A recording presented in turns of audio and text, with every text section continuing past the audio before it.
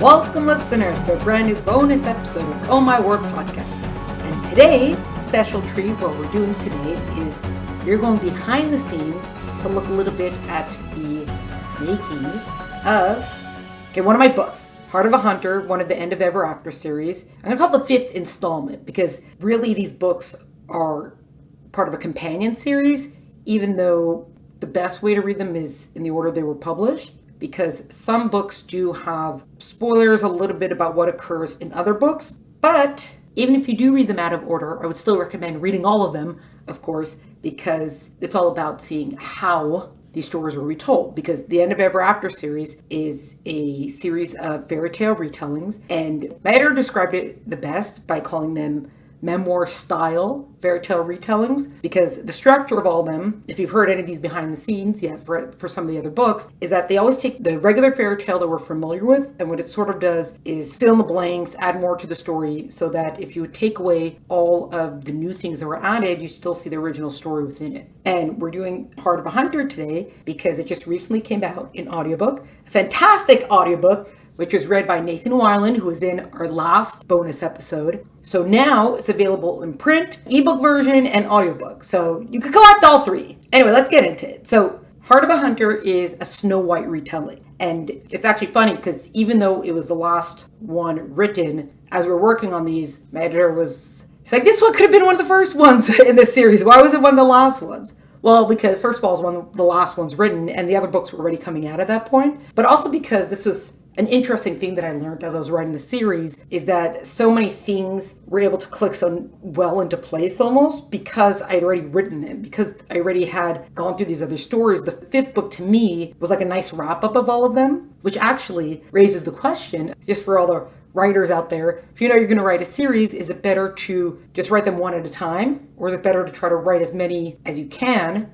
Because as you write each book in a series, you understand a world better, you develop a world better. There are certain things that you could plant and refer to and come back to, or explain, or give origins for, or give sequels to, sort of within the other books. So once a book is published, you can't change what's already been published. And if you haven't written the other books yet, you are bound and limited to whatever that first book says. Right, so you can't contradict it unless the contradiction makes sense. Like, oh, they always thought it was this way, but now we'll tell you the truth. But you can't just make up a contradiction that doesn't have any logic to it, or else readers are like, what's going on here? They're not being consistent. So this series, a few of the books were written together, and the last few were being worked on already after the first ones were coming out. And the other funny part about this was that books number 2 and 3, which one is the Rumpelstiltskin story and the other one is The Little Mermaid, those are both kind of contenders for, these are the best books in the series so far. And then when this book came out, once the publisher saw it and the editor saw it, they're like, oh, okay, never mind. This was definitely the best one from all of them. But I don't know, maybe just that they, certain things about the characters that spoke to them, but I think a lot of it just had to do with once you're wrapping up the story and understand the world so much better. Also, once your editor has led you to so many things, you can now build on that. So I think that's kind of what it was. And I'll actually mention certain things that I realized as I was writing it. So a little spoilery-ish, even though we all know the story of Snow White. So now, with all these books in their retellings, they all have a certain sort of theme to them, the great idea that's being followed within the story. So for example, the Rumpelstiltskin story was about lies and truth and what's in a name and how do we define ourselves and how does our name shape us and different things like that. And the Little Mermaid story had a lot about, well, it was kind of spiritual because the Hans Christian Andersen, the original version of it, is a much more spiritual story. So it doesn't need to have a soul or to try to get something like reality delusion, all these sort of things. And the inside versus the outside. The Beauty and the Beast has a lot of anger. Can anger lead to how destructive it could be, like cold anger versus fiery hot anger. And the Cinderella book we haven't done yet because that one's lagging in the audiobook production. So once that's done, we'll return to the Cinderella book, and then maybe we'll even discuss about there are certain structures of each of the books that were patterned on the way that the Cinderella book was structured. So for this book, that it's the Snow White story, but it's told from the huntsman's point of view. So from the 5 books, 3 of them are told from the princess's point of view, like from the female character point of view, and 2 of them are told from the princess / the male point of view. They're not necessarily princesses / princes to begin with. Some of them yes, some of them no, depending on the story. So this one is the huntsman, right? The huntsman that's sent to take out Snow White before he doesn't. Not a spoiler, we all know the Snow White story. Anyways, so we have the central idea. There's a few central ideas a lot of the story structure goes back to and builds upon. So one of the main ones is this idea of duty and responsibility. if you've got a certain position, what does it mean to stick to that sort of position versus where there's area, let's just say, to move around, which we'll just go into a little bit more in a second. There's a big theme of control of the self, to have mind over matter, I guess you could say, mind over the heart. There's a lot about that. What's the right balance for it? Because there can be extremes on both sides, or more favorable balances, depending on what the mix is. And then there's also an idea of perception, which goes into this sort of thing, but especially because of duty, responsibility, mind over matter, and all these things, how that can alter our perception, or it leads us to look at the world in a certain sort of way, which then doesn't preclude other views of the world and what that can lead to then. There's also a little bit about communication, different sort of things. The punchline, actually, with all these different elements that we brought in, the ending of this story, which is the ending kind of the entire series, that these fairy tales that were rewritten to be a little bit more realistic and for what could go into a relationship, what could destroy a relationship, things like that, is that many of us love the fairy tales, or many of us love this idea of things working out so beautifully and the happily ever after and overcoming the obstacles and things like that. But if there's anything that can be learned from this whole series, is that happily ever after is not just something that occurs, and it's not just a progression. Happily ever after is not magic. It's something that we create ourselves, and it's something that we have to work on every single day for it to become as much of a reality as it could. Because it's not absolute either, and it's sort of when the balance of the overwhelming good over the struggles, the challenges, and things like that, that's the human happily ever after. That's kind of what it goes for. Okay, so going into the story, we have Damien, who is the huntsman, and he's part of, there's like this elite group. It would also be like the super soldiers, but it's like an elite group of kind of like the Navy SEALs, and they are under the Queen. So the Queen's huntsman, that she has these very elite, very hard to get into, very highly trained and highly skilled group of guards who protect her, carry to her will, etc. And this is kind of there in the kingdom. It's a balance to the king's power, because as long as the queen has the huntsman, she's like forever protected, and she can never just be pushed over, aside, ignored, all that sort of stuff. So Damien's father is the captain of the huntsmen, and he is considered the greatest that ever was. Damien looks up to his father, but everyone, he is, I don't know if these stories about him are true or not, because it was just so fantastic and so amazing, and everything about him was just so great. And from when he's a little child, his father's already deciding that he's training him to be a huntsman. Damien really never had a childhood because of that. All his life has just been about allegories, stories that are supposed to all teach him and guide him. But there's no playtime either, because you must be trained. And you'll be trained by intellectuals, and you'll be trained by thieves, right? Because to be sneaky, to get in and out, all this sort of stuff. Skip ahead, of course, Damien does become a huntsman. And he is considered if his dad's the best, he's the next best that ever was. He's a historic huntsman, because of that's his whole life was dedicated to that. His entire identity was to become a huntsman. So that's part of the duty responsibility thing, is that he shaped and formed his whole identity around that, which is also why eventually he doesn't know how to find himself or figure himself out without having that identity. Because eventually what's going to happen is that when it's time for him to kill Snow White, and then he sees her and she's so beautiful and so everything, and he looks at her and says, why would I kill her?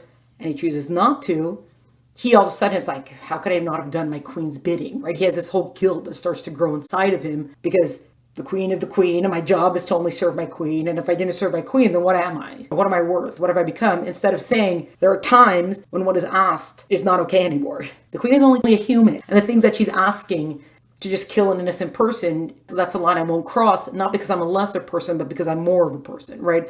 I'm more and not less to have made that decision. So that's when he first starts to struggle kind of with himself, which affects what eventually occurs, because he has to figure himself out and realize that, sure, you could be the huntsman and super trained and all that kind of stuff, and they'll get this little vial, that magical ability enhancer, then become a huntsman, which, side note, that goes back to the purple theme, that purple's magic in this universe, which I think I've mentioned before, but they all get these purple rings around their eyes because of the magic that's enhanced their abilities.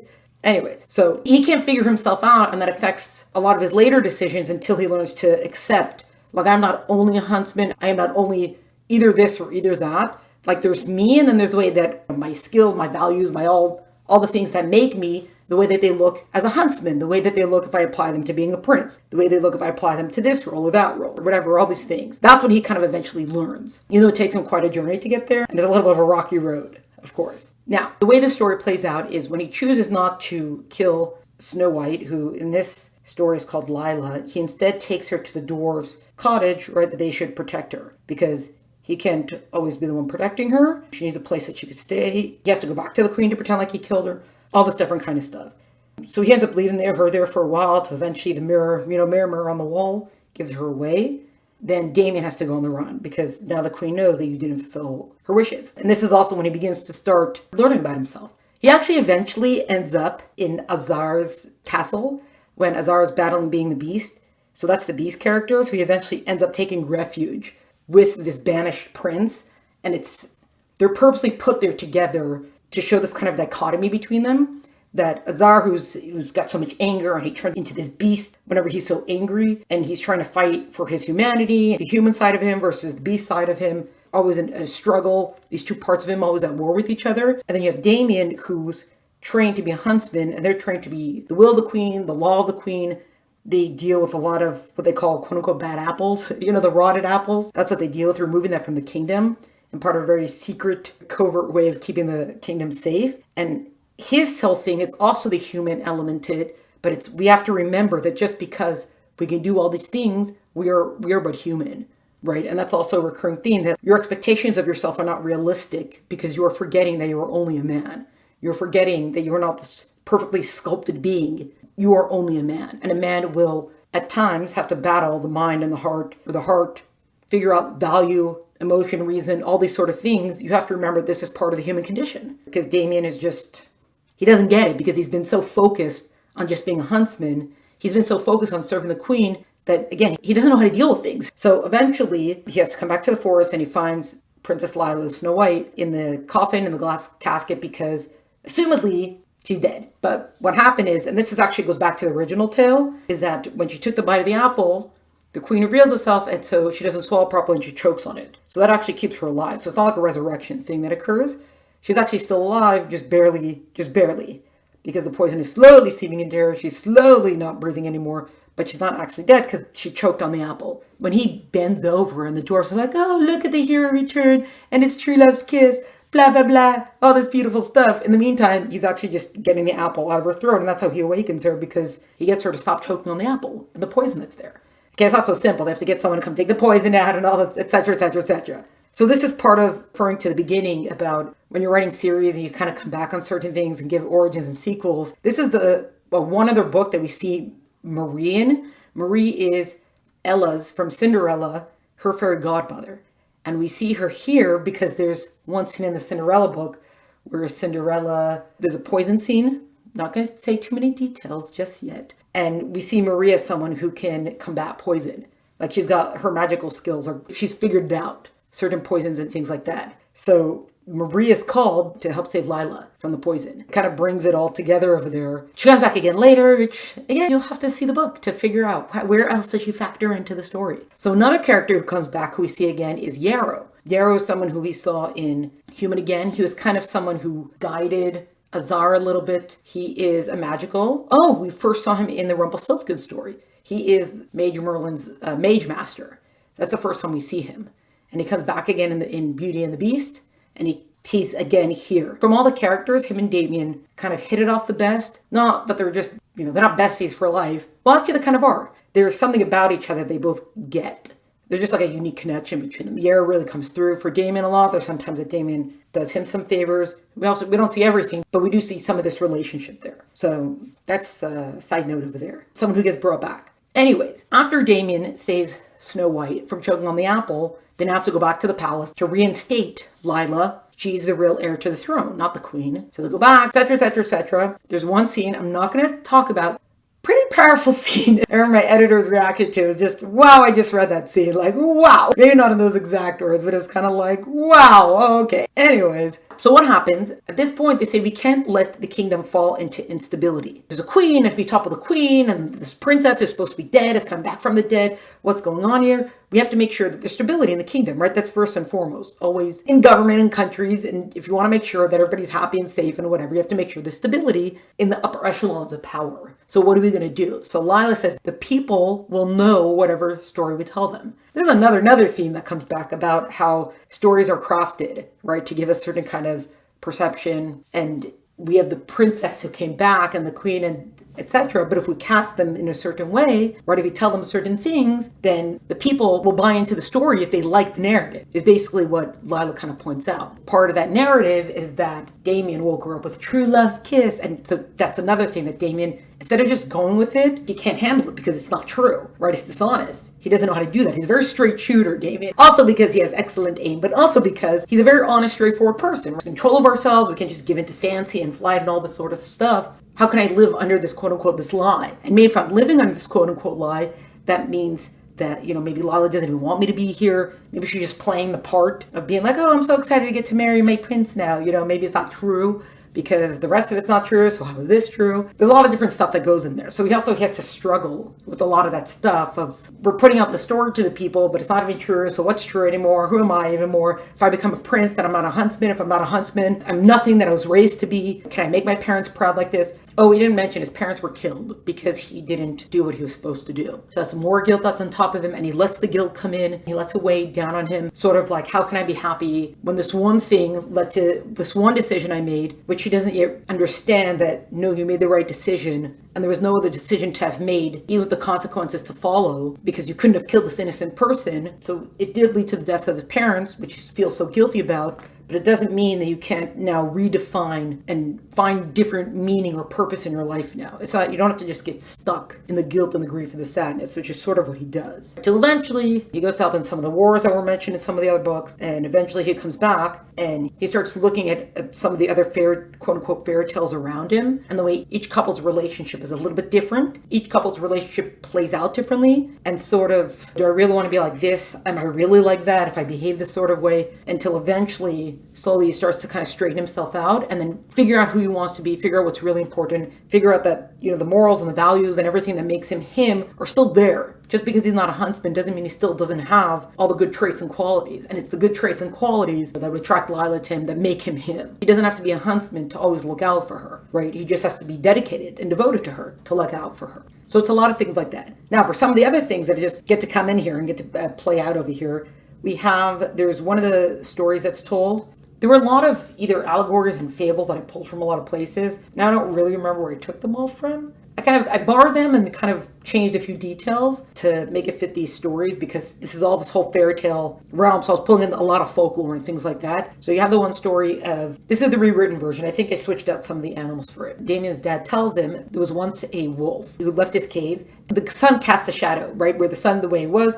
And he looks at the shadow and says, wow, look at how big I am. I'm so great and so fantastic. I'm so amazing. No one ever crossed such a mighty looking wolf. Then all of a sudden a lion came, and the lion's shadow was so much bigger, and he chased the wolf away. So the dad's always like, okay, Damien, what do we learn from the story? What do we learn from the story? A few different lessons, but the one lesson they come to here is that you focus on the shadow and you forget what the source is. So he says, what do you mean, what's the source? Like, the source is just a man. We are so much smaller than the shadow that we cast. It's a dual lesson that also connects this whole idea of perception, that on the one hand, as these huntsmen, we have to cast a large shadow. There's a mythology around them. There's this sort of unknown about them, which has to be there so that they seem so much larger than who they are, because the people are supposed to be fearful of them. Let's not misbehave so the huntsman doesn't come after us. But at the same time, just because we are casting the shadow, we have to remember that we are just people casting a shadow, right? We cannot become the shadow, and we should not be afraid of the shadow. Damien sort of takes that when it comes to him and his relationship with Lila, and sort of this story that's out in the kingdom about true love and all this sort of stuff.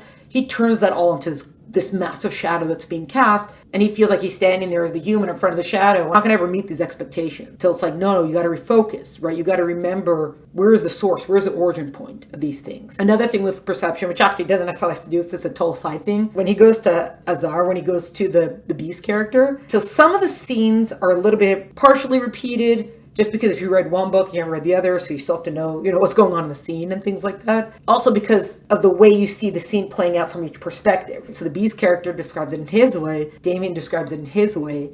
In the Beauty and the Beast telling, in Human again, when Damien shows up, like Azar is so fascinated with him, and he's like, I don't know what he does all day. Sometimes he's here helping us, and sometimes he just goes out. He's probably doing a bunch of huntsman stuff. Because Azire sees the shadow. And then you have Damien in this book who just spent a lot of time going to the forest and meditating and thinking about my life and where I was. Like, really not. He's on the run. He's not exactly doing huntsman-y stuff at that time. It's just, well, at least I got a kick out of just the different perceptions of Shadow and the man, I guess you could say, sort of perceptions. Another thing, if you caught on to it, if you've read the book already or heard the book already, there's a part where Damien goes with one of his huntsman friends, Arden, and they go to get a sword for Yarrow. So there's a little bit slight like sword in the stone imagery is sort of there, but it's also the sword that we see appear in the Rumpelstiltskin's telling. That's part of once the series done, and you're on the last book of the series, I was like, hey, wait a second, I could say now where the sword came from because it works chronologically that this scene could have happened first. So that was something that was kind of like a fun thing to add in. There's another thing also, which is one of my more favorite images from the books. There's a point where there's like a whole dragon war going on. So Damien is there with some of his dwarf friends, Arden, his friend. They're there to help Prince Alex in the war effort. And they're doing more like espionage sort of stuff and kind of behind the scenes sort of stuff. And one of the things they do is they're trying to displace a dragon lair. So what you have to do is you have to remove the gold. And if you get all the gold out and whatever, then the dragons won't come back to that spot. They'll come back to a different spot and then you don't have to worry about them anymore. When they go to start unloading, because the dragons are all off burning human villages and fighting the humans, Damien's bat, Bram, we didn't speak about the bat. Okay, we'll speak about the bat. Damien's bat, Bram, disappears behind a corner, and all of a sudden he's coming back, and he's leading a baby dragon. The imagery is just that you see like a baby dragon kind of swatting at a bat, and it's supposed to look like a kitten and a butterfly. Like, you know, that kind of imagery, but because in this world, you'd have a baby dragon with a bat. Whatever, I'd like that. But that's when I realized also, if we're talking about dragons here, in the Cinderella story, there's a scene where a dragon is in it. And wrapping up the series, I realized, there's a war of the dragons, that I have a baby dragon here. Wait a second. This baby dragon could be the dragon that appears in the Cinderella story because it works. We see that same scene from Damien's point of view. It plays out a little bit differently than it does for Ella and Cinderella, but this is another one that we have the two parallel scenes occurring. Well, it's the same scene with parallel viewpoints occurring in either book. Okay, back to the bat. Each huntsman has a bond with an animal. We call it their skira. Okay, they create a bond with this animal. Not a familiar, not like, you know, kind of in horror stuff where someone gets raised from the dead and they they're bonded to each other. Not like that. They get to choose an animal for the menagerie. They give it some of the potion, the enhancing potion, and then they have their animal that also has like enhanced capabilities. So Damien chooses a bat, like a little tiny bat. So when he gives it the potion, like the bat grows so much bigger it should be. It's actually, if you can look these bats up, there's a bumblebee bat. That's kind of the bat that he chooses. And then because he gives it the potion, it basically kind of grows into a vampire bat. And the bat's name is Bram. So if you get that, he's named after Bram Stoker, the author of Dracula. So yeah, so that's a good fun fact for us to end off with. Recapping a little bit, we have themes of duty, responsibility, we have a sense of control of self, we have a sense of perception of what it means to just be a man, as in to accept that there's a struggle there, what it means to have, that if we are our values and our skill sets and all these sort of things, this is who we are, and it's not the profession we use them in, but who we are will be applied to the profession or the role that we fill. We didn't go too much into it, but we also have the idea actually of like a harsh kindness versus a kind cruelty. Damien and the huntsman, they see themselves as when they have to go and quote unquote remove the rotten apples, you have to take out one to protect the many in the kingdom. That's kind of what their role is. They believe in immediate punishment for things done. There's a lot of other elements to that, but that you're going to have to get the book to find out more about that. We also have some things with Lila and fear, what she's willing to do, how she tries to face her own fears, and how that turns there. She has a certain kind of fierceness to her. She's described often as like lightning. So lightning is so beautiful, but it's also so powerful and fiery and jagged and almost dangerous. That's kind of the way Lila is described. Instead of more of like a sweet prettiness or like a sweetness or like even the kindness that we have with Kiara. And anyway, yeah, that's it. Once again, highly encourage you. I hope now that you've heard this, you can either follow along if you've read the book and you'll see where these different points are. Or of course, this is biased, but highly, highly encourage you to get the books, audiobook, ebook, or in print. Read it. I hope you enjoy it. Share it with your peoples. Tell everybody about it. And thanks so much for joining us. This was a bonus episode of Oh My Word podcast featuring behind the scenes of Heart of a Hunter by E.L. Tenenbaum. To find out more about Heart of a Hunter and the End of Ever After series, please visit eltenenbaum.com. To find out more about Oh My Word podcast and all the great stuff we're up to, please follow us on Instagram at Oh My Word podcast. Subscribe to us wherever you listen to podcasts, or even check us out on YouTube. Music is by Tim Burke. Thank you so much for joining us. Catch you next time.